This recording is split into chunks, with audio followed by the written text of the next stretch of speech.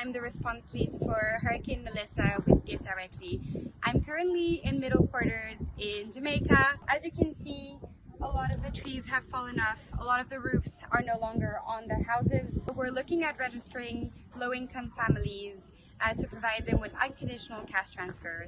What's important with that is that people have the dignity to choose how they were willing to spend their money. If you can, support GiveDirectly and go to givedirectly.org.